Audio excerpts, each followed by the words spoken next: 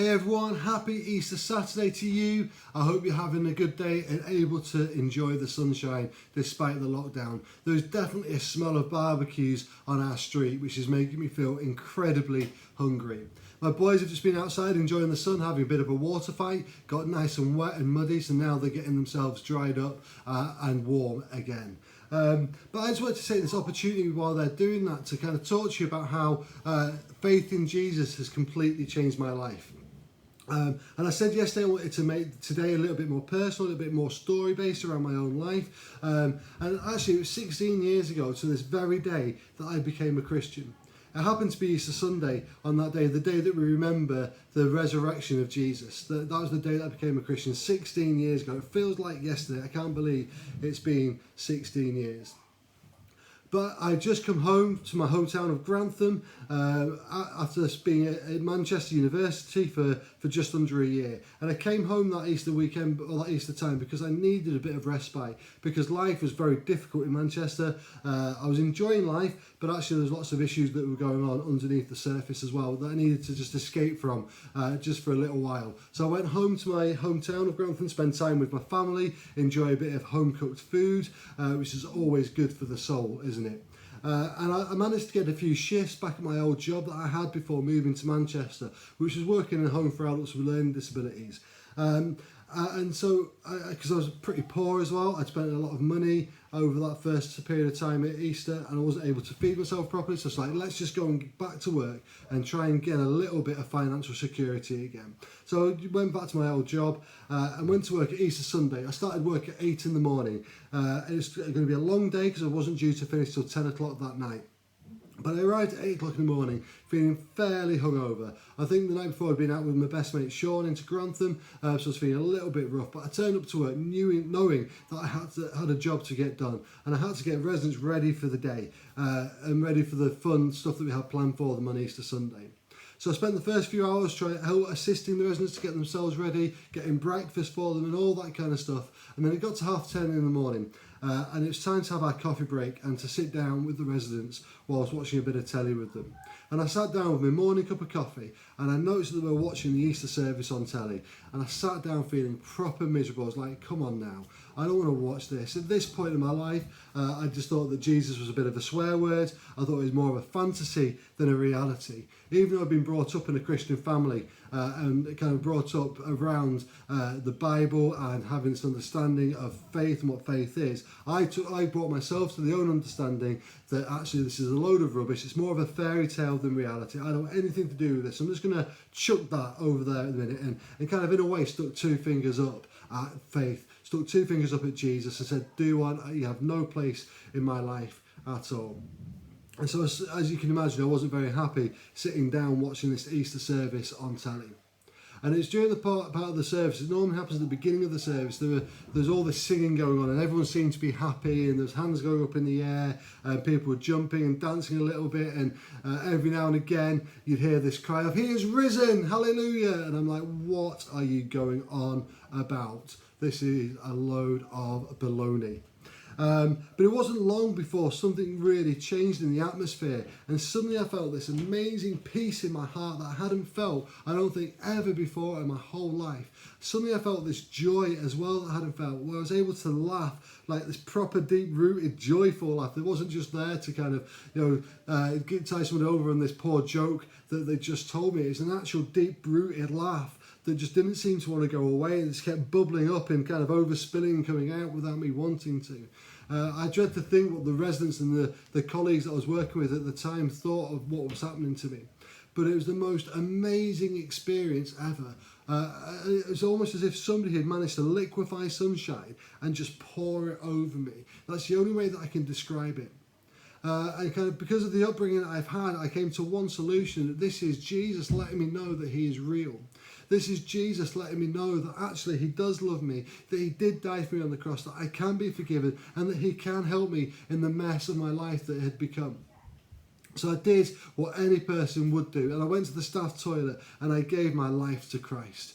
I became a Christian, must have been about 10:36 or thereabouts, give or take a couple of seconds or minutes, where I went to the toilet and I prayed and I gave my life to Christ. But one of the incredible things is that I had one other friend at that time who was a Christian. His name's Johnny. He's still a really good mate of mine today. And it just so happened that he was back in Grantham that exact same weekend. So I was able to go and talk to this one other person that I knew was a Christian and ask him to pray for me. And it was just the most incredible feeling when to be able to go to my mate who'd been praying for me for quite some time to say, do you know what, I've experienced Jesus and I want to know him and I want to have a relationship with him. So he prayed for me. And I was like, but Johnny, I've got to go and tell my parents now. And for some reason, I'm really scared about that. As I said earlier in this video, that they were Christians and they've been praying for me for a long time as well. But as you can imagine, it was quite a scary thing to go back to them as like a 19-year-old man going, Mum and Dad, I've got it so wrong. I'm sorry. I've become a Christian. This is what's just happened to me. And so for some reason, there's a bit of fear there. But I remember walking back from where Johnny was staying and walking back around to my parents' house and kind of bracing myself and thinking about a way to talk about this. So I went into my front room and I said, Mum and Dad, I've got something really important to tell you. I think Mum thought that I'd managed to get somebody pregnant, and I think my dad thought that I was in a massive amount of debt that I needed help with. So I turned the telly off and I told them exactly what had happened. And it was almost as if just something broke within them, and they just both started sobbing, then I started sobbing, and we had this amazing time where they prayed for me and we celebrated together for quite some time. Went to bed in the early hours of the morning. It was like that story of the prodigal son. I don't know if you've heard that story, but it's a story of this dad who has two sons, and one son asks for his inheritance early. And he goes away and moves out for a bit and parties hard and celebrates and is really popular, but then all his money runs out. And he ends up working in a pig farm. And he's so poor that he can't afford to eat this food, or to buy food, sorry. So he looks at the pig food and he's tempted to eat the food that he was giving to the pigs. And he remembered about his dad at home. And he remembered that he always had plenty there. And he realised that he'd done something wrong and he'd gone against his ways. And he'd really probably quite upset his dad. So he decides to walk home, tail between his legs. Bear in mind, as he's walking home, the father, it says in the story, is running out to the end of the pathway to see if he could see his son coming each and every day. And as he's walking home, his dad sees him in his distance and he runs to him. Bearing in mind, the son has all this journey home has probably been thinking, okay, how can I put this right? What can I do to put this situation right? How can I say sorry to my dad? And how can I put things right? And his dad saw him running off from the distance, and he ran towards him and he wrapped his arms around him and he just embraced him. And he said, son, thank you for coming home. And he threw this most incredible party for his son. At which point the other son was jealous because he's like, Dad, I've been here for how long? I've served you, I've worked hard for you. And he's run away and he spent all his inheritance, but yet he's coming back and you're throwing a party and you're getting the fattened calf out for him. This is just so wrong. And he got quite jealous of his brother. But the point is that his father was just so happy that his son had returned to him. He was just so happy that his son had come back and said sorry. And you know, that's a little bit like what life was like for me, because I believe that I think when I was younger I had some kind of faith, although I think it was more kind of rooted in my parents' faith, to be honest. I didn't own it for myself ever until this moment 16 years ago on the 11th of April. But my life was it was in a bit of a mess. I kind of lived life the way that I wanted to. I made loads of mistakes. I'd done things that I wasn't proud of. I was doing things that I wasn't proud of. And I was just living life the way that I wanted to. I had this reputation of being a party animal. I had a great group of friends around me who were encouraging me in that. And it's almost like I'd gone away from what my parents had taught me, away from what God had taught me as a kid, to live this life that I wanted to live because I thought I knew better. But it got to the point where I knew that I had to go back with the tail between my legs, first of all to my parents, first of all to God, to say sorry for the things that I had done, and to ask for his forgiveness and to ask him into my life once again. And as he did that, I was given this new life. And as I did that, I believe there was a party in heaven because I had returned to the Father in heaven. I'd returned to Jesus. I'd seen the errors of my ways. I'd gone, Jesus, I love you and I need your help. There was a party in heaven that day. But I also had to go back to my mum and dad, and I had to say sorry for the way that I'd lived life, and I had to say sorry for the mess that I had made. And again, they were just so happy that I'd come back and that I'd realised what was going on in my life. That they were just so happy that I'd come back to faith, that I'd come back to God. And so today, I want to challenge you, I want to ask you, do you know who Jesus is? Could today be the day that you find life in him? Could today be the day where you realise that he's real, that he loves you, that he's for you, that he died on the cross for you so that you could be forgiven, and he rose again for you so that you can have a relationship with the Father in heaven? It doesn't matter how far you strayed, it doesn't matter how far you've gone away. God is saying, come back to me. I want to embrace you. He's looking for you now to come back. He's looking with his arms wide open. He's saying, come back to me, my child. Come back to me. Please come and say sorry and ask for my forgiveness, and I will love you and I will embrace you. And I will have a party in heaven because of you returning to me. Could that be you today? Could you give your life to him? Could you ask him into your life?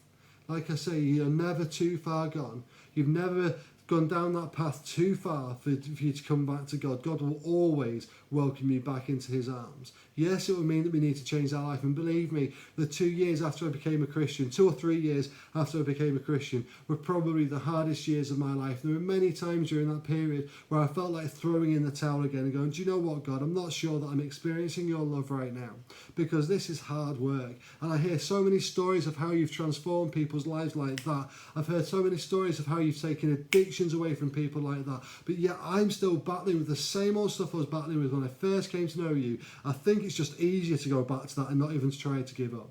And I felt the whisper of God to me. I felt the whisper of God say to me, Rob, if I did that to you, you would have no reason to trust me. But let's walk through these things together. Let's conquer them together. Use my strength to walk through life. And we'll conquer it together, and we'll celebrate, and then we'll move on to the next thing. And that's just been the story of my life. Seeing where the issues are, seeing what needs to change, saying, God, I can't do this on my own. I need your help to help me. I need you to get me through this. Will you be my strength as I am weak in this area? And as he's done that, and as we've broken things, as we've got through things, we've celebrated together, and we done a bit of a high five, a bit cheesy, I know, but that's what we've done. And then we've kind of gone through life looking at the next thing that needs changing. And that is kind of the story of my life. I'm a man who is broken, but gradually being put back together by the power and the strength and the glory of Jesus as I get to know him and as I give my life to following him. So come on, is this something you need to do today? Do you need to give your life to Jesus? It's very simple. It starts with recognising that we've gone wrong. It's about recognising that we've messed up. Then it's about recognising that Jesus is the only one who can help us. And it's about welcoming him into our hearts first and foremost. And then it's about confessing and repenting of the stuff that we know is wrong. And then asking him to be our strength. And it doesn't stop there. That is just the beginning, because you've now, if you've just done that and you've said that own little prayer with those things in it, you've now started a relationship with the one true and living God. You have started a relationship with Jesus, the one who died and rose again. And so now it's this time where we need to work out what that looks like in your everyday life. We can get you a Bible if you need a Bible. We can pray for you. We can sort you out with a church who will look after you and care for you and love you, if that to nurture you through this particularly these early stages as a new Christian. If you've done that today as a result of this video, or as a result of anything else, would you please just write a comment below, because we would love to hear who's become Christians this weekend, because this is the weekend where we celebrate freedom in Jesus. This is the weekend where we celebrate that Jesus rose again so that he can have the victory over death, so that we through him can have the victory over every circumstance in our life. So give him a go, give Jesus a go this Easter. You will not be disappointed, and you will be taken from one degree of glory to the next as you follow him. Go for it and welcome Jesus into your life and build a relationship with him and build your life on his foundation. Have a great Easter Saturday and enjoy your Easter Sunday tomorrow as we celebrate the risen King. God bless you all. Take care. Bye-bye.